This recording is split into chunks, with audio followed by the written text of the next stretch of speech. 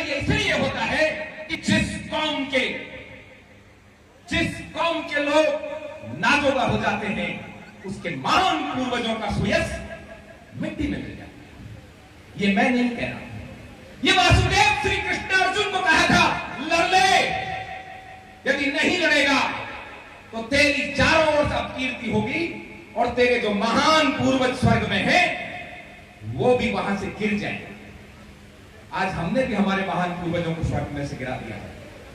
आज लोग राम को कुर्मी और कछावा का कुल के होने के बावजूद उनको कहते हैं काछी हैं। बड़े बड़े नेता भाषण देते हैं और इन नेताओं ने, माफ करना, हमारे समाज का नाश कर दिया है। इसीलिए मैं आजकल कहता हूं कि ये नेता ही समाज को बर्बाद करते हैं। मेरे आग मिलती है सीने में और उस आग को हर एक युवा के सीने में लगाना चाहता है। नरु का न्याय कटारी बांधे और तखत का धड़ीसू पैर खा दे, ये बात राव नरीब जी से लेकर आज तक फेमस है।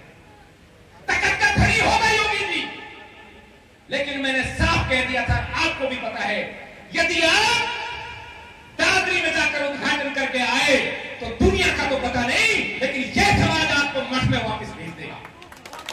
और योगी जी ने इस बात को समझा और मैं आज आपके सामने कह रहा हूं, 40 मिनट की गोपनीय मीटिंग थी, पर आज उस गोपनीयता की कोई जरूरत नहीं है, क्योंकि हमारे नेता, हमारे विधायक और आगे आने वाले विधायक डरते हैं। उनको गलतफहमी है, वो समझते हैं राज केवल जब हो सकता है जब इस समाज को पलीदा लगा दे। योगी जी के साथ सीआईएसएफ के गेस्ट हाउस में जो मीटिंग हुई उसमें यह तय हुआ था। उन्होंने कहा हम हार जाएंगे। मैंने कहा कैसे हार जाओगे? बोले उनके वोट हैं। मैंने कहा 0.6% वोट है, 0.06%, कैसे हार जाओगे? मैंने उनसे यह भी कहा ये समाज बदला लेना नहीं जानते हैं। वसुंधरा जी ने 73 लोगों को, आंदोलनकारियों को भूल दिया और इनके सबसे बड़े नेता कर्नल किरोड़ी सिंह बैसला टिकट ले आए। वो समाज आज तक बीजेपी को वोट दे रहा है, लेकिन मेरा समाज बदला लेना जानता है। 163 सीट थी राजस्थान में बीजेपी की, मोदी जैसा केंद्र का नेतृत्व और वसुंधरा जैसा राजस्थान का नेतृत्व। मेरे एक रावणा भाई को गोली मार दी थी, आनंद पाल, और हमने दिखा दिया कि वसुंधरा तेरी खैर नहीं, मोदी तुझसे वैर नहीं। ठीक है, आधा % ही आए। ये लोग समझते हैं कि हमारी इस वाणी से कुछ नहीं होने वाला, लेकिन हमारी इस वाणी से आधा %, सिर्फ आधा %। और वसुंधरा जी अटक गई 73 पे और स्वाभिमान जीत गया। भले ही वो कांग्रेस जीती हो, इसमें हमारा कोई हाथ नहीं। कांग्रेस से लड़ना चाहिए बीजेपी को, हम तो बाद में लड़ेंगे ना, जनता बाद में लड़ेगी, पहले पार्टियां लड़ेंगी। मैंने योगी जी को यह गणित समझाया कि आप ये सोचते हैं कि उत्तर प्रदेश में 21 सितंबर के दिन 50, 60, 100, केवल विसेड़ा में 500 है। मैं आपको बता देता हूं, एक गांव से वाकई 500 से ज्यादा वोट नहीं बिगड़ेंगे, लेकिन आपका जीत का गणित बिगड़ जाएगा, ये आप देख लेना। योगी जी ने उस दिन से एक शब्द को अपनाया, दिया तो उनको विपक्षियों ने था ठाकुरवाद, लेकिन योगी जी ने उसको नपक लिया। और यह गणित हमने दिया था कि इस बार हिंदुत्व नहीं चलेगा, केवल ठाकुरवाद चलेगा।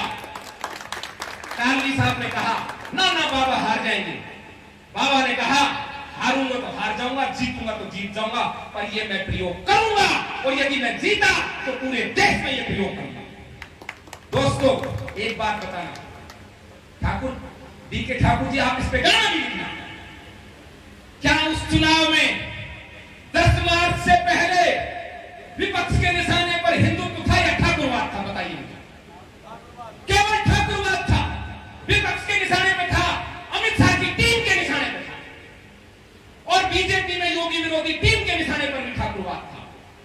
संजय सिंह ने यह वर्ड दिया था, और मैं आज आपको कहता हूं मैंने यह वर्ड दिलाया था ठाकुरवाद, ताकि इनका जमीन जगे क्षत्रियों का, इनको पता चले कि इनकी औकात कितनी है। हर चुनाव हो जाता है और हम मुख्य धारा में नहीं होते।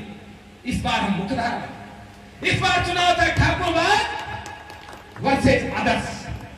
यदि कोई कहे कि ये हिंदुत्ववाद का चुनाव था, तो क्यों ये हमारे जाट भाई, ये हमारे अहीर भाई, ये कुर्मी, ये कोयली, ये कश्यप, ये गुजर, क्या ये हिंदू नहीं है? ये भी तो हिंदू है। क्यों ये अपना अपना झंडा लगा कर बैठे हैं?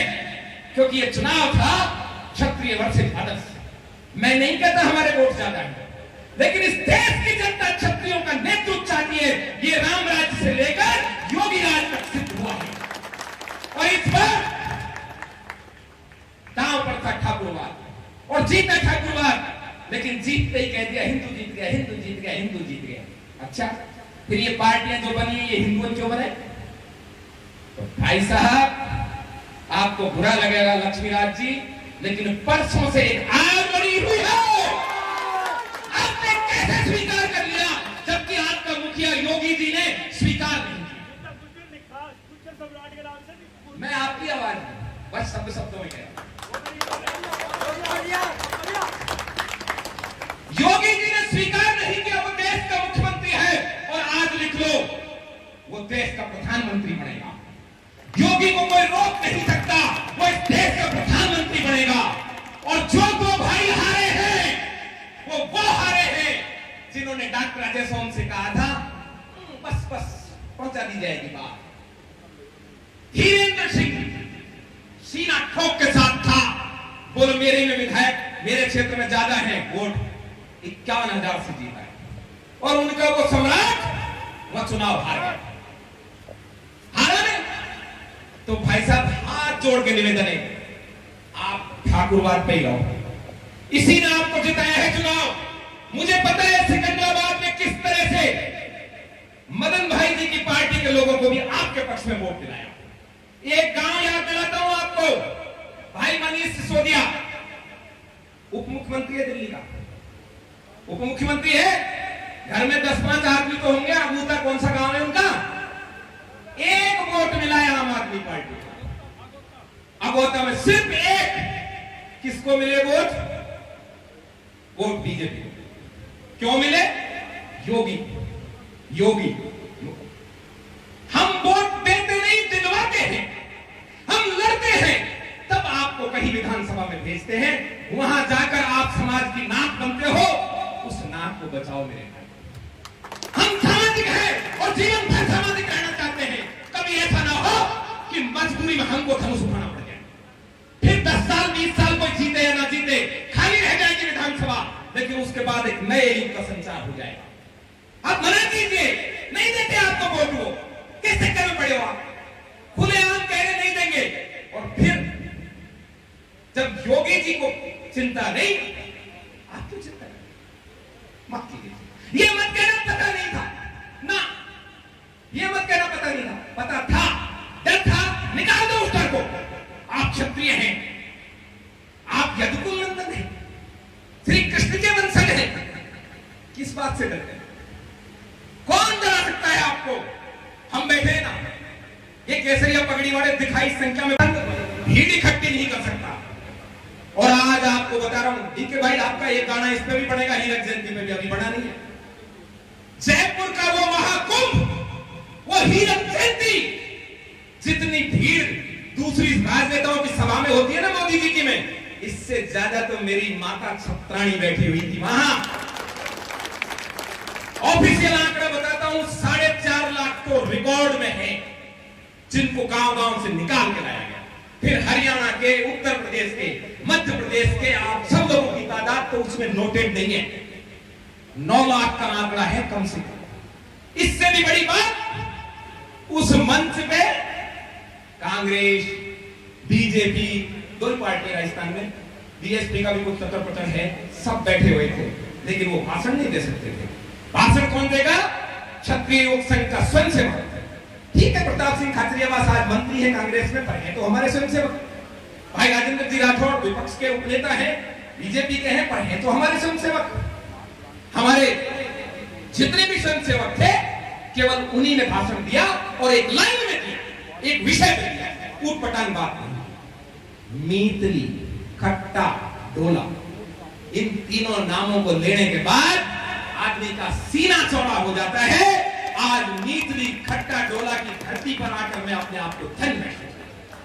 यदि ये गांव धार ले तो सारे जिला एक तरफ और ये 3 गांव एक तरफ। भाई गलत कह रहा हूं तो बता दे।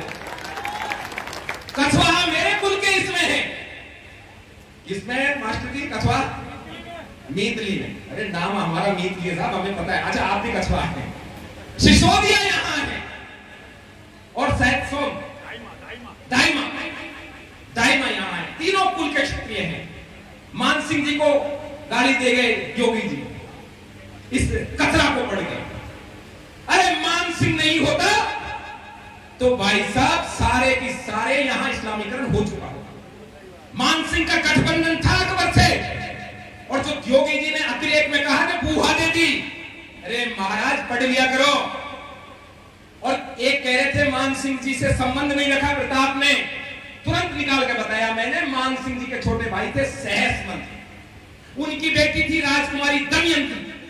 हल्दी घाटी के 30-25 साल बाद महाराणा प्रताप ने अपने भाई की बेटी का कन्यादान मान सिंह के बेटे जगत सिंह के बेटे महासिंह से किया। अर्थात उनमें वैवाहिक रिश्ते आज तक लगातार है। कौन बोलता है उनमें संबंध नहीं था। 4 रिश्ते हुए हल्दी घाटी से, चारों बार बेटी मेवाड़ की कछवाहा कुल में ब्याही गई है। अर्थात उनमें आपस में अंडरस्टैंडिंग। मैं बताता हूं क्या चलता है। वो हमारा संक्रमण काल चल रहा था, और यदि हम तोपों के आगे तलवार चलाते रहते तो भले ही राणा सांगा के नेतृत्व में सारे देश का क्षत्रिय और पहले आए मुसलमान जो लोधी थे और जाट, गुर्जर भाई, मीणा, सब लोग मिलकर भी बाबर को नहीं हरा पाए। क्योंकि बाबर के पास क्या थी? तो हमारे पास क्या था?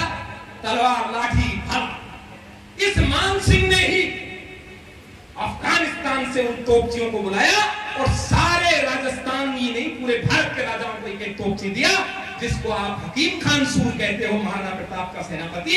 वो भी तोप खाने का ही इंचार्ज। मान सिंह और महाराणा प्रताप और चंद्रसेन राठौड़, राव सुल्तान, इन सब में अंडरस्टैंडिंग। कोई अंदर घुस कर लड़ता था, जैसे आज योगी जी बीजेपी में घुस कर लड़ते, वो भी लड़ रहे समाज के लिए। कोई बाहर लड़ता था, सामने खड़ा हो गए, जैसे राणा प्रताप लड़ रहे। कोई कभी बाहर कभी अंदर, जैसे जोधपुर वाले हैं। कभी रावचंद्र सेन अकबर के खिलाफ करते तो मोटा राजा उदय सिंह संधि करते। ये एक रणनीति थी कि कैसे भी करके इस तकनीकी युग में हम महारत हासिल करें।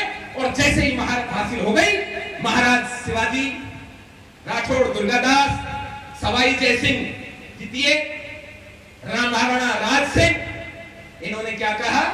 औरंगजेब के बाद जयसिंह जी को सम्राट बनाया जाए, दिल्ली का शासन अपने हाथ में लिया जाए। लेकिन जयसिंह जी ज्योतिषी थे, बहुत ही ग्रहों का ज्ञान रखते थे। उन्होंने कहा अभी तो देव सो गए, देव उठनी 11 बाद सिंहासन लेंगे। तब तक 3 बादशाह बन गए और फर्रुख सियार को महाराजा अजीत सिंह मारवाड़ ने उसका गर्दन काट के किले पर लगा दिया था, इस लाल किले पे। पर हमको कोई इतिहासों को पढ़ाता नहीं।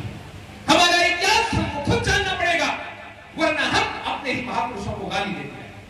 महाराज जयचंद को बदनाम किया जाता है क्योंकि माधव भट्ट को बचाना होता है, नित्यानंद खत्री को बचाना होता है, प्रताप जैन को बचाना होता है। इसलिए धर्मायन कायस्थ को बचाने के लिए महाराज जयचंद को बदनाम किया। और जब इस अयोध्या के मंदिर की बात आई तो वो महाराज जयचंद नहीं बनवाया। अब ताजमहल की बात कर रहे हैं, ये सिकरवार राजाओं ने, जिनको गुर्जर प्रतिहार कुल क्षत्रियों का कहते हैं, बड़गुजरों ने बनवाया था। और पृथ्वीराज कछवाहा आमेर वाले ने इसको अपने हाथ में लिया था जब राणा सांगा और बाबर के युद्ध। ये सारी चीजें ये हम ही से लेना चाहते हैं और हमको ही गाली देना। राज ठाकरे आ रहा है राम जी के दर्शन करने। कुछ दिन पहले इसी राज ठाकरे ने हमारे इस पूर्वांचली भाइयों को, इस हिंदी भाषी क्षेत्र के लोगों को दौड़ा कर मुंबई की सड़कों पर मारा। आज वो राम जी के बेटों से लड़कर राम जी के दर्शन करना चाहता है। ये समझने की बात है, राजनीति से ऊपर उठकर बात सोचिए। मेरी बात कड़वी है, जिसको भी बुरी लगी हो क्षमा करें। हालांकि मैं ऐसे ही बोलता रहूंगा क्योंकि मैं इसी बोलने के लिए समाज द्वारा नियुक्त हूं। मैं विधायक जी से भी क्षमा चाहूंगा और मैं आशा करूंगा कि आप फिर से एक ऐसा काम करके दिखाएंगे कि लोग कहेंगे हमारा लक्ष्मीराज भैया, हमारा लक्ष्मीराज भैया। एक बार मेरे साथ कुछ महापुरुषों की जयकार लगा दीजिए। बोलिए श्री रामचंद्र भगवान की और लक्ष्मण जी महाराज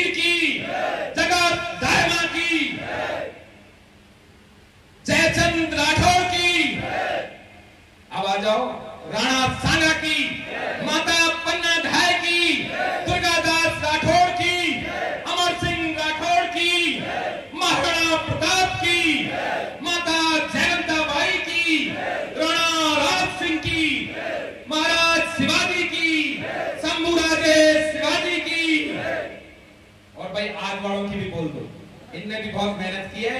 ठाकुर रोशन सिंह की और यहाँ के इन तीनों खिड़ा की, खट्टा ढोला मीतली की और आप सबकी बहुत बहुत धन्यवाद। जय माता दी, जय छात्र।